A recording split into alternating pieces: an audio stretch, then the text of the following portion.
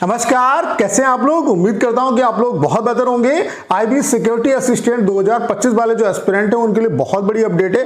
आपकी जो exam date है वो लगभग आपकी कंफर्म हो चुकी है।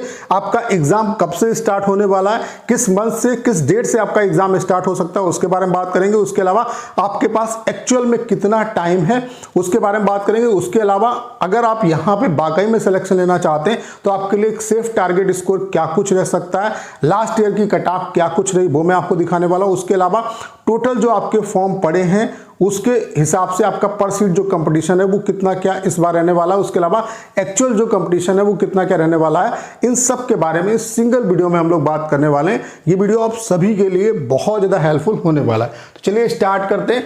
सबसे पहले यहाँ पे प्रॉब्लम के बारे में बात कर लेते हैं। जो सबसे ज्यादा यहाँ पे प्रॉब्लम हो रही है स्टूडेंट को वो पेमेंट के रिगार्डिंग हो रही है कि बच्चे पेमेंट कर रहे हैं, पेमेंट तो डिडक्ट हो रहा है लेकिन वो फेल दिखा रहा है, मतलब सक्सेसफुल नहीं हो रहा है पेमेंट। तो ये इशू बहुत ज्यादा बच्चों को आ रहा है। आप देख सकते हैं ढेर सारे जो बच्चे हैं उनका कमेंट भी यहाँ पे आया हुआ है कि फॉर्म फीस डिडक्ट हो गई है बट पेमेंट फेलियर शो कर रहा है, प्लीज सोल्यूशन बताइए। उसके अलावा यहाँ पे देख सकते हैं सर मेरी फीस कट गई है और फीस जो है वो पेंडिंग दिखा रही है। तो यहाँ पे क्या है कि ये भी मतलब चीजें सुनने में आ रही हैं कि शुरुआत में ये पेंडिंग दिखा रहा है, बाद में स्टूडेंट को मेल आ रही है कि उनका जो है वो सक्सेसफुल हो गया। बाकी आपको पता है कि यहाँ पे बहुत ज़्यादा आपके पास टाइम नहीं है तो आप इस चीज़ का इंतजार नहीं कर सकते। तो मैं आप सभी से यही कहूँगा कि आप एक दो बार पेमेंट कर लीजिए। अगर नहीं हो रहा है तो सिंपली आप ई चालान जो है वो जनरेट कर लीजिए। इससे क्या है कि आपको जो है 2 दिन का टाइम मिल जाएगा और जब ई चालान जनरेट करेंगे आपको नियरेस्ट जो SBI बैंक है उसमें ये ई चालान जमा कर देंगे तो वहाँ से आपका पेमेंट जो है वो कंप्लीट हो जाएगा। क्या है कि आपको 2 दिन का टाइम भी मिल जाएगा और आपका जो फॉर्म है वो कंप्लीट फिलअप भी हो जाएगा। तो इसका ये सोल्यूशन है, ठीक है। उसके अलावा यहाँ पे अगर हम बात करें ओवरऑल कितने आपके फॉर्म पड़ सकते हैं तो सुबह का जो डाटा है वो मैं आपको बता रहा हूँ कि 8 लाख प्लस आपके जो रजिस्ट्रेशन है वो हो चुके हैं। तो मैक्स से मैक्स यहाँ पे 10 लाख जो फॉर्म है वो पड़ने वाले हैं। और आपको पता है कि वैकेंसी जो है वो आपकी 4987 यानी कि एक सीट पे, इसके हिसाब से देखा जाए तो एक सीट पे 200 बच्चे फाइट करने वाले, जबकि आपको पता है कि पढ़ने वाले बच्चे 3 से 4 ही लाख होते। तो ओवरऑल अगर देखा जाए एक्चुअल जो कंपटीशन है वो एक सीट पे 60 से 70 है, यानी कि एक सीट पे 60 से 70 बच्चे यहाँ पे फाइट करने वाले। आपको लग रहा होगा कि ये 10 लाख बहुत ज़्यादा फॉर्म पड़ गए, तो उसके लिए आप देख सकते हैं SSC जैसे एग्जाम में 10th लेवल की वैकेंसी में आप देख सकते हैं कितने क्या फॉर्म आपके पड़ते हैं। आप देख सकते हैं MTS में 2024 में 57 लाख प्लस फॉर्म पड़े, 2023 में 26 लाख प्लस फॉर्म पड़े, 2022 में 55 लाख प्लस फॉर्म पड़े, 2021 में 39 लाख प्लस फॉर्म पड़े, 2020 में 45 लाख प्लस आपके फॉर्म पड़े। तो यहाँ पे 10 लाख बहुत कम है आपके फॉर्म। तो अच्छी अपॉर्चुनिटी है, अच्छे तरीके से प्रिपरेशन करोगे तो निश्चित रूप से यहाँ पे आपका सिलेक्शन हो सकता है, ठीक है। बाकी अगर आप वाकई में यहाँ पे सिलेक्शन लेना चाहते हो तो इसके लिए आप प्रीवियस जो क्वेश्चन है वो आपके लिए सबसे ज़्यादा इंपॉर्टेंट है। सबसे पहले प्रीवियस ईयर क्वेश्चन करो, उससे क्या है कि आपको लेवल पता चलेगा और उस लेवल की आपको प्रिपरेशन करनी है। और प्रीवियस जो आईबी ने जितने भी अभी तक आपके एग्जाम कराए हैं, आप आईबी ने अभी तक जितने भी आपके एग्जाम कराए हैं उन सब के पेपर में आपको फ्री ऑफ कॉस्ट उनका सोल्यूशन मैथ्स का करा रहा हूँ। 2 लेक्चर ऑलरेडी मैंने अपलोड कर दिए हैं। ये जो सेशन है ये आपके लिए बहुत ज़्यादा इंपॉर्टेंट होने वाले, यहाँ से आपको लेवल पता चलेगा। तो इन सेशंस को जाके देखिए, इससे आपको बहुत ज़्यादा बेनिफिट होने वाला और लगातार ये जो क्लासेस हैं वो आपकी आने वाली है। तो यहाँ से जब आप प्रीवियस ईयर क्वेश्चन देखोगे तो आपको एक्चुअल में जो लेवल है वो समझ में आएगा और तभी आप उसके हिसाब से सिलेक्शन वाली जो तैयारी है वो कर पाओगे। बाकी एग्जाम डेट के बारे में अगर हम बात करें तो यहाँ पे आपको पता होगा कि आईबी में कुछ भी चीजें जो है वो पब्लिक डोमेन में नहीं होती है।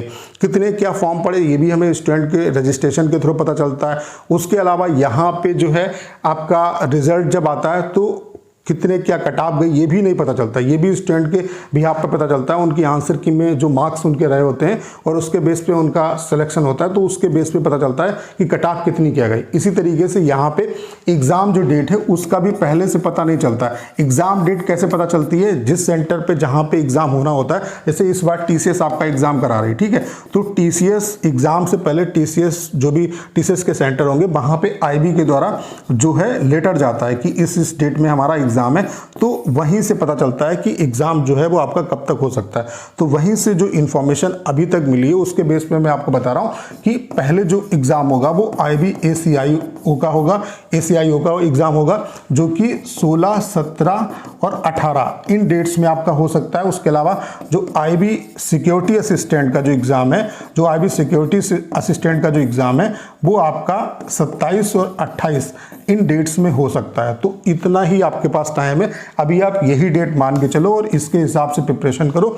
और बहुत ज़्यादा आपके पास टाइम नहीं, अगर कोई कह रहा है कि बहुत मतलब अक्टूबर में होगा एग्जाम, नवंबर में होगा, तो वो कहीं ना कहीं आपसे झूठ बोल रहा है। जो एक्चुअल डेट अभी तक पता चली वो ये है कि IB-ACIO का जो एग्जाम है वो 16, 17 और 18 को हो सकता है, और IB सिक्योरिटी असिस्टेंट का जो एग्जाम है वो 27, 28 में आपका एग्जाम हो सकता है। तो इसी के हिसाब से अपनी प्रिपरेशन करो।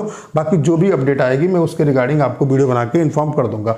बाकी कट ऑफ लास्ट ईयर की अगर हम कट ऑफ की बात करें तो आप देख सकते हैं 2019 की कट ऑफ है, यहाँ पे 1054 वैकेंसी थी, और चूंकि यहाँ पे क्या है स्टेट वाइज वैकेंसी होती है और जो कट ऑफ है वो स्टेट वाइज जाती है। तो यहाँ पे आप देख सकते हैं दिल्ली की कट ऑफ 66 गई, मुंबई में UR की कट ऑफ 65, हैदराबाद की 54, उसके 64, उसके अलावा कोलकाता की 67, लखनऊ की 65, पटना की 66, बेंगलोर की 62, चंडीगढ़ की 65, भोपाल की 54, जयपुर की 65। ऐसे ही OBC की आप देख सकते हैं, SC की देख सकते हैं, ST की देख सकते हैं। यहाँ पे आप देख सकते हैं कि 65 के अप्रॉक्स आपकी जो है UR की कट ऑफ है। उसके अलावा 60 प्लस आपकी OBC की कट ऑफ है, 55 प्लस आपकी SC की कट ऑफ है, उसके अलावा 45 प्लस आपकी ST की कट ऑफ जा रही है, जो वैकेंसी 1054 है। अगर हम 2022 में अगर हम बात करें तो 2022 की मैं आपको कट ऑफ दिखा देता हूं। ये 2022 की आप कट ऑफ देख सकते हैं, यहाँ पे 1671 वैकेंसी थी, और यहाँ पे भी आप देख सकते हैं जो मिनिमम आपकी कट ऑफ गई है वो 39 गई है, और मैक्सिमम जो कट ऑफ है वो 70 गई है। तो यहाँ पे मिनिमम थ्रेशोल्ड है 35, लेकिन कट ऑफ 35 नहीं जाती, कहीं पे हो सकता है 39 पे आप क्वालिफाई हो जाओ, कहीं हो सकता है 70 भी कट ऑफ चले जाए। तो ओवरऑल आपके लिए जो सेफ स्कोर है वो क्या कुछ रह सकता है, ये मैं कई बार आपको बता चुका हूं कि कितना क्या आपके लिए सेफ स्कोर रह सकता है। तो अगर आप UR, OBC और EWS कैटेगरी से हैं तो 60 प्लस का टारगेट लेके चलो, 60 से कम नंबर नहीं आने चाहिए, 60 से ऊपर ही लेके आओगे, जितना ऊपर आप लेके आओगे वो आपके लिए सोफा सो गुड है। SC ST की अगर हम बात करें तो 50 प्लस, अगर इतने मॉक में नंबर नहीं आ रहे तो देखिए कहाँ पे कमियां हो रही हैं और उन पे सुधार करने का प्रयास करिए, एक सही डायरेक्शन में प्रिपरेशन करिए, और एक अच्छे लेवल की जब प्रिपरेशन करेंगे तभी सिलेक्शन हो पाएगा। तो उम्मीद करता हूँ सारी जानकारी आप बहुत अच्छे तरीके से समझ पाए होंगे। करना क्या है, इस वीडियो को शेयर करना है। उसके अलावा अगर आप चैनल पर नए हैं और आपने अभी तक इसे सब्सक्राइब नहीं किया है तो प्लीज चैनल को सब्सक्राइब करना मत भूलिएगा।